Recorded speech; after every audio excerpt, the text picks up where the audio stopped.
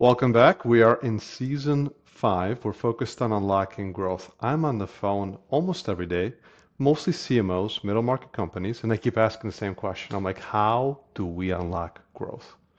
Some 70% go straight into let's talk about AI. Of those, very few are not talking theoretical. Practical, they're in it. Alec is one of them. Alec, welcome to the podcast. Hey, thanks, Adam. It's so fun, dude. I'm really happy to be here, man. Are we going to talk about pushing boundaries of capacity? Are we going to redefine capacity today?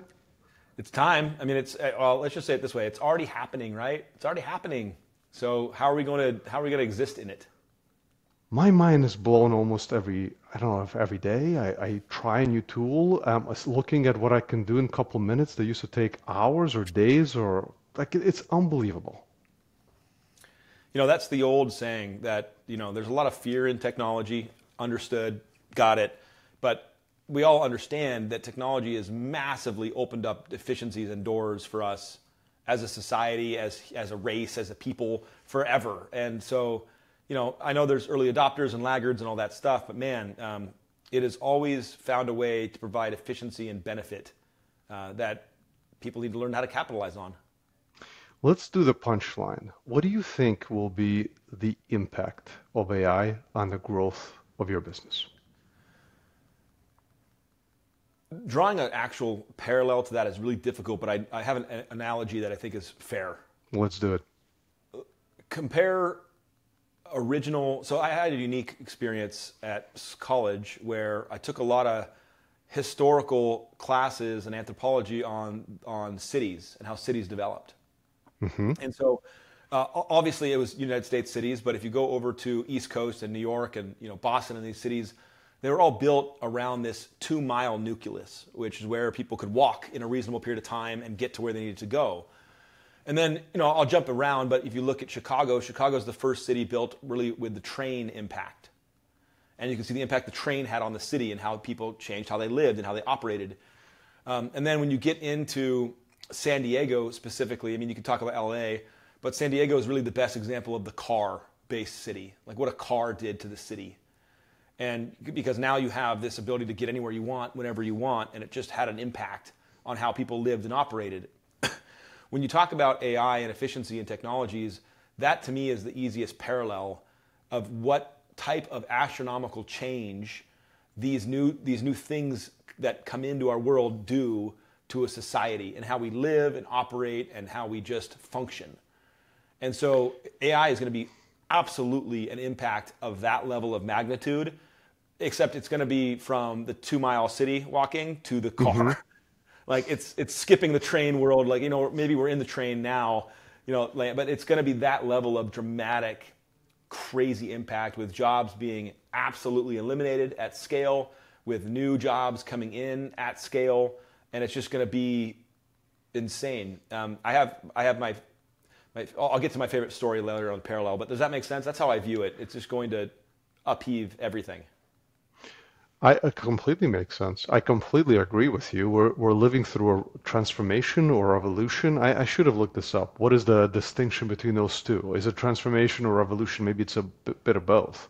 It's almost like when I was graduating out of school and there was a digital transformation taking place, except this one is going to be much faster, Yeah. much faster, with, I would argue, even bigger impact. Where do you think we are from an organizational standpoint, or where do you see your organization? Have you already, like, are you 6 months in, a year out? Are you just preparing to unleash and join the sprint? In the introduction I mentioned, I believe you're already running, but let's give the audience just a little bit of a gauge of how far in the journey you are. Yeah. So it's going to impact different industries differently, Hmm. obviously.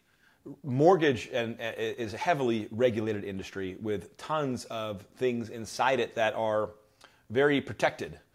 And so it's going to have to figure out its way in and find its guide rails in unique ways. But where the toes in the water, so to speak, are in this fringe fun stuff, which is Hmm. in content creation, it's in copy creation, email creation, video creation.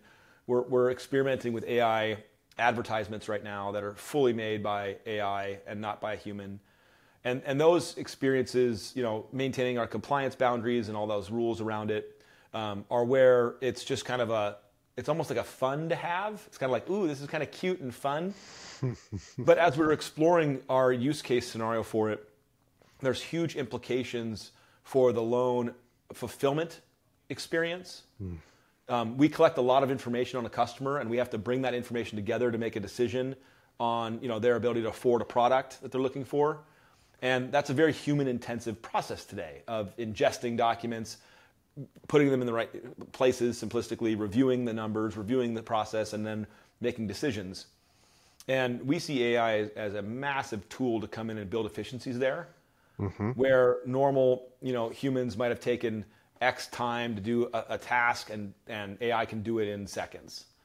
And you scale that across tens of thousands of loans, and you're picking up real dollars and radically transforming the process in the process. So that to me is some of the really exciting stuff.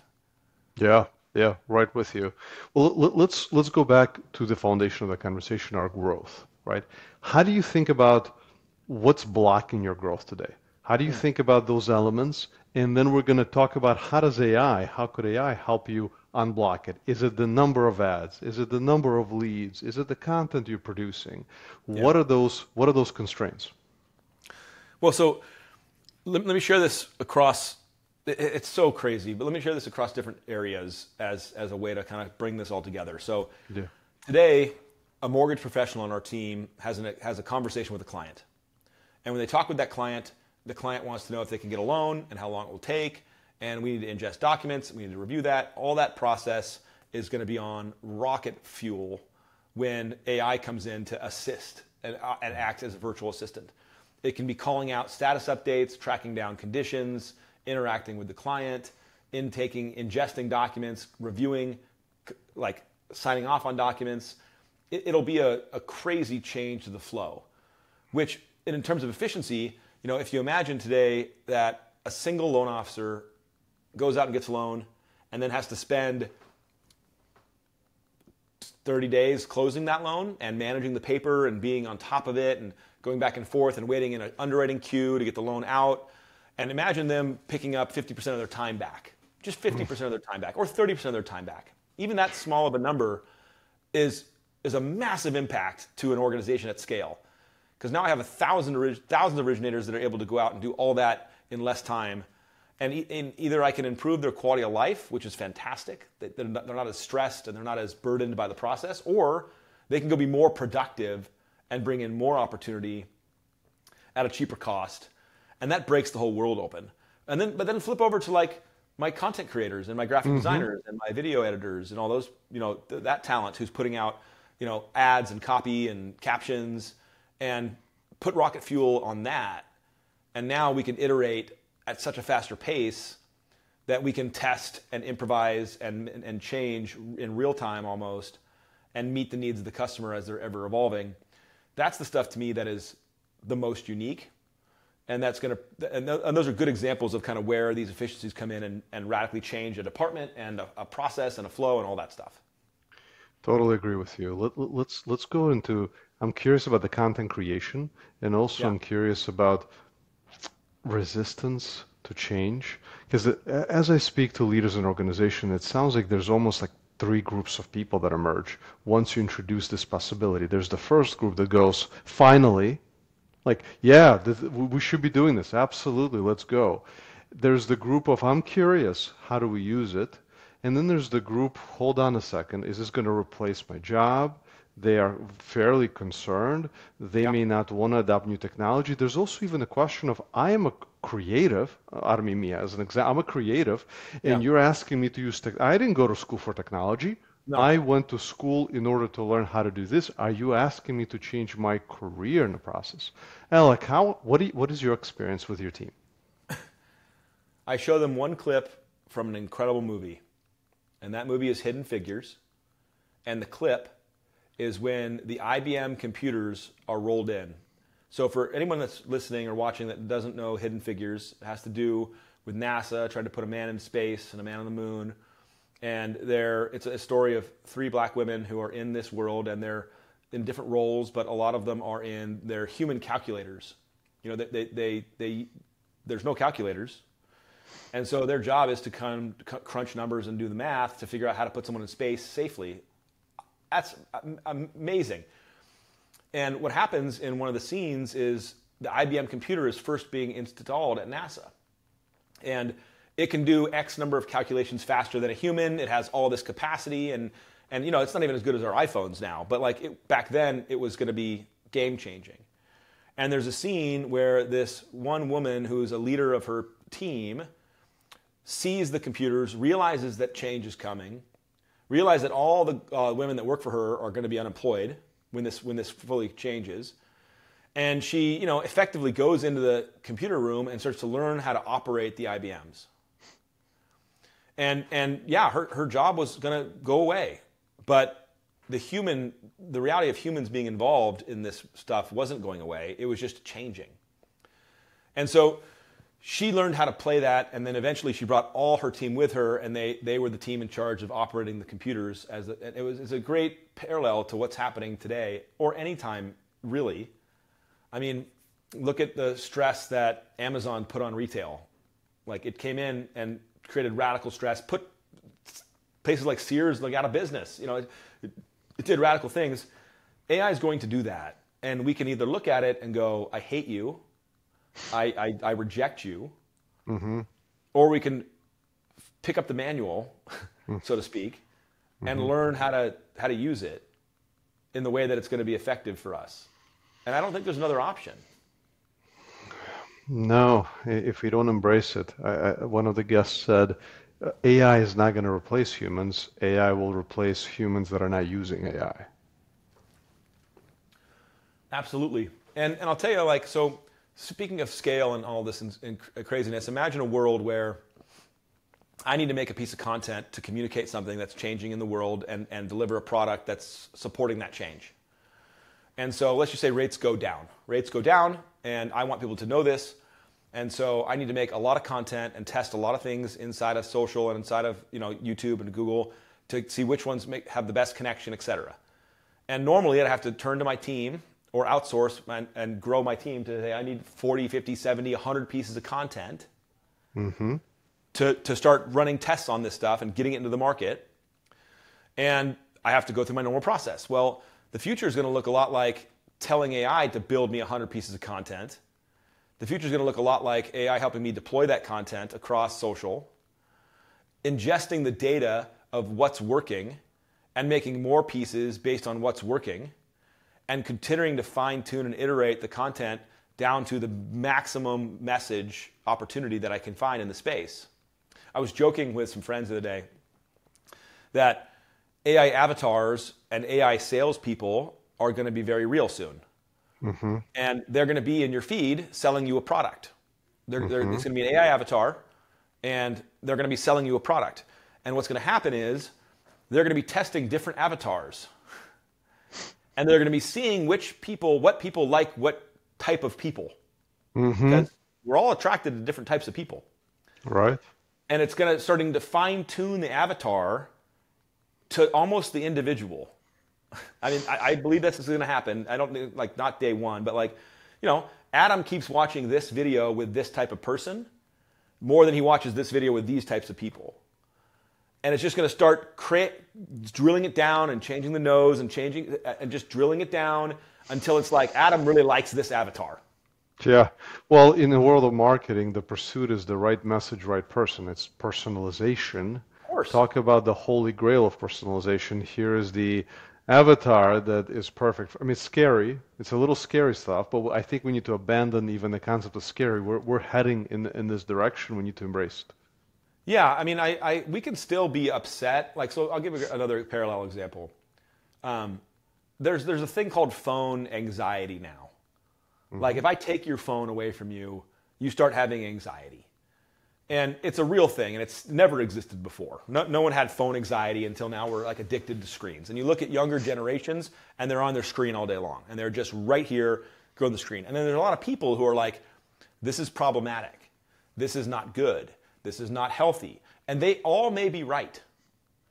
But that's not stopping the trend and the behavior. That's still happening. Right. That's still going that path. So we can say things like, I don't like this. I don't agree with this. I don't think this is right. But at the same time, if you're not learning how to like play with the tool, it's not going to stop its progress. Is kind of my comment. And Totally. maybe I'm wrong. Maybe there are large government interjections that change the course of how this stuff happens. That all could very well happen. But with pending that, it's going to happen. So what? Yeah, what do we do about it?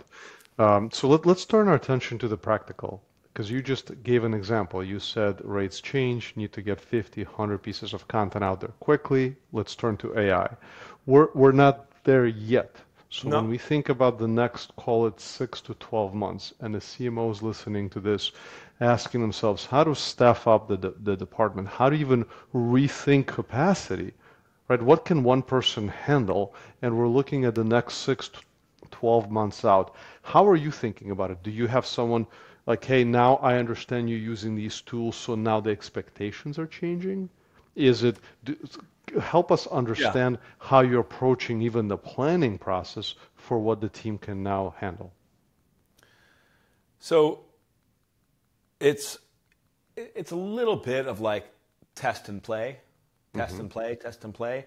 It's a little bit of like, hey, what are you doing this month to test and play? And not just do your job, which I need you to do, but also get into these other environments, leverage new tools, learn new stuff, explore what's coming out, share your learnings. You gotta do both, and you have to have an organization that wants to do both, which is we got to deliver today the results of the business, but we have to be forward looking enough and have enough like foresight to get intentional on the stuff that's new. And that's where I really fall back personally from a leadership perspective on how important it is to be a practitioner of what you preach. And I put a lot of personal content out. I'm very active on social media. I'm a listener and a participant because, in my opinion, I want to be on the front lines as best I can with the capacity I can to be learning and experiencing in real time. And I want the same for my people. So whether they're copywriters or content creators or videographers or editors and graphic designers, I want them living in the contemporary world as much as they can in the test and play environment. Because that way it doesn't surprise anybody that this new thing exists and no one has been using it. Awesome. And when you we'll look at your team, who do you see as the I would say the fastest uptick? Like, are there any patterns? Because I'm committing to my audience. I'm getting questions that are very practical. Like, Adam, we got it. We see the vision. It's all happening. So what are in the trenches some things that maybe you can illustrate by saying, hey, here's a shortest path to, or here are a couple things that you can do or practice as others join you on this journey? So there's very buzzy AI tools out there like Midjourney and others that are becoming very popular and are great for graphic design or small kind of semi-video centric content. There's a couple other platforms we found. So for example, graphic designers getting really tactical. I'm like, what AI tools are you playing with this month? I want you to make like a normal thing that I need, but I want you to make one through AI too. I want to see both. I want to see what's happening. I want you to give directions. What are you using today? And then what new ones have come out this month? I want you to be on your game. Like you want to maintain. Most people want their careers to be successful by their definition of success. So for some that is just do well, and some that's advance in my career, etc. But I don't believe people just want to mail everything in all the time. At least not the people I work with. They want to do well for themselves and for others. So I define it for them. I go, well, doing well is delivering on the job, but then now it's going to be embracing new things and learning, staying ahead of the curve. Same thing with my editors. I'm like, what editing AI tools are you using this month to make your job better? What are you exploring? What have you got a demo on? What are you playing with? And this gets very tactical, but that's that kind of stuff where you got to be on your toes. Because I think you know this, it's changing so fast.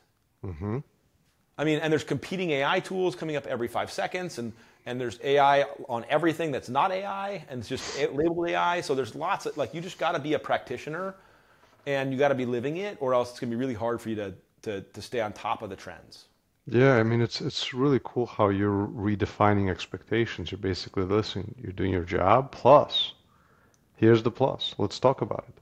And then as these tools are proving themselves and are validated, now Yeah. you can incorporate, and now that's creating additional capacity. So now you can Yep. think about how that capacity could be leveraged. It's a very, very systematic approach. Hmm. I'd like to turn our attention. So on this podcast, I haven't yet talked much about AI agents, but I will in the coming episodes. Alec, you and I spoke about them briefly, but do you mind just kind of going there for a minute? Because I think Yeah. many of the audience, these are the first times they're hearing about AI agents, and I don't, in there are certain technology worlds where this is already 6 months, 9 months sprint has begun. For a big portion of the practitioner world, it's on its way. So for you listening, if you're not familiar with an AI agent, start to get familiar. So let's begin that conversation. What does that trigger for you? Yeah, I mean, I think very shortly, and a lot of this is in flight today.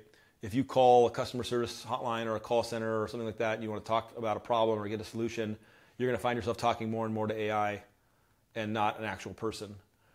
There's a lot of moral implications to that I think are going to be interesting to watch how companies handle it. Meaning, do they tell you or do they not tell you? And that's going to be a very weird thing for us as a society to navigate through. But just in the same way as a virtual AI-based like tele sales or tele customer service or salesperson, you're going to see AI avatars on virtual house tours. You're going to see AI avatars. I mean, I think back to the funny infomercials, right? Everyone can pick an infomercial out in their brain. Selling a vacuum, selling a ladder, selling a thing that cleans up something, and just immediately go, oh, that's going to be an AI avatar. Like, that's going to be not a real person, Right. like, very quickly. And then you start realizing, oh, so I'm going to be experiencing a lot online that's going to potentially be not a person as I know them to be. How do I feel about that? And what am I going to do about that? And how am I going to operate? And it's going to be very interesting. So, not in day one. Like, I see some AI avatars today that are terrible, and it's obviously not a person. But it'd be really ignorant to be like, well, that's just where the technology finishes. It's done. Like, that's not true. It's going to get really good. And that's going to be what people are interacting with, whether you're listening to something, whether you're asking it questions. In our industry specifically, we've been talking about virtual tours. So today, you can go on the internet and get a virtual tour of a home, which is really you clicking through it. And they film it in such a way that you can click and kind of walk down the hallways and kind of jumps and all this stuff. And you can take yourself through a house without ever being in a house. Well, now put a virtual salesperson right on top of that, who's right there, who you can ask questions to, who can take you, who tour you through and explain pieces of the house to you that maybe you didn't even know you're looking at. And Yeah. now it starts getting real. It's like, oh wow, that's going to happen. Yeah, I'm with you. It's just it's both. It's really cool the way you're imagining it, the way you're making it very real and practical. And it's on the way. It's coming. So let's dream for a bit. When you think maybe a year out, and maybe being reasonable. Because if we go I've stopped thinking 3 years plus out. Yeah. Because I don't know if I can anymore. The kind of technology changes that are taking place, it's like, holy cow, if you asked me 2 years ago, right, would we be here? Would I have been accurate? Absolutely not. That'd be terrible. So let's go a year out. What would you like to see in terms of AI support of your marketing and your growth function? What may be some of the cool things that you'd project or you would, I know it's a tough question, but I'm curious because No, it's you're in fair. it. In Yeah. in a year, AI is going to help in a lot of ways produce content at scale, but apart from that, it's going to help everyone make better decisions. It's going to help my team make better decisions. A lot of decision making today has to be based on data and real life experiences of what's happening. And to bring that data together and in a sophisticated model and really understand it and cut and slice it is very difficult. And so you get a lot of people making estimated guesses or past experiences, and that's all valid and amazing. But in a year with AI that's able to systematically share crucial detail and data around the objectives we're trying to accomplish, and almost to a degree making recommendations on what it could do next to enhance the objective, that's the kind of efficiency that that's what I'm excited about. I don't know if that actually happens in a year or it takes more, but that world that's coming is one that helps organizations like mine or companies make great decisions and meet the things they're trying to meet. So that's going to be one of the biggest changes to our world. So would you say something like, this is the revenue goal for next year, this is how many leads, this is the budget that I have to work with, here's historically what we've done. I would like to now recommendations for how to optimize the resources we have to reach the goals. Yeah, and in real time, here's all the historical campaigns and results. And I want you to compile all this together and make recommendations on how do I get from here to here. And then I want you to be watching this in real time, that as things change, I want you to change your recommendations. So, if all of a sudden Google, non-branded keywords and these ones are firing and these ones are now cheaper, I want in real time to move my budget and go after that right now. And if one of my landing pages is out converting, I want you to make recommendations for the next landing page in real time right now and change it. So, it's the micro adjustments in real time that is only possible with a data center and an AI tool that can take in what we're trying to accomplish and provide, the solution. Yeah, it's almost bringing it closer and closer in terms of efficiency to a market, like the stock market. Yeah, no, it's going to be this insane real time, feedback loop that can also solve the problem and not just call out the problem. Yeah, with you. Well, listen, I feel like I could do this with you all day. I just want to hear more visions, but I will wrap it up with one question. What advice would you give?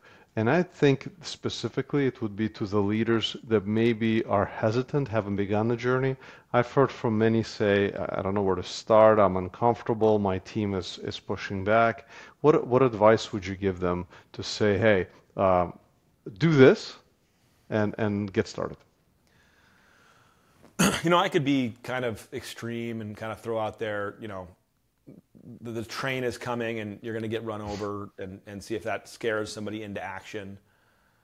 But I think one of the most powerful things, most people that I've met over the years that are great leaders because they care intimately about their people. They're willing to, put themselves last, put others first, and how they lead and act and coach and teach, they create loyalty and they build trust and they're there for their team. And understanding that ethos as what a real true leader is about, I would hope that they're looking at this train and they're saying, how can I best prepare my team and my people that I care about to win in an environment that's going to radically change potentially in the next year plus? And from that lens, it can be stepped into and pulled people along and protect people and insulate and bring them up at the same time. And I think that would be my encouragement or my advice to any leader out there who's feeling totally overwhelmed and totally scared. The best leaders are the ones, in my opinion, that embrace their own vulnerability and go anyway. I think that's incredible advice and so timely, because if you don't do it now, if you don't start those conversations now, what is that conversation like a year from now? Yeah. 100%. Alec, thank you for your time and wisdom and vision, sharing the vision for where we're headed. I appreciate it. Anytime, Adam. Thanks, man. Over now.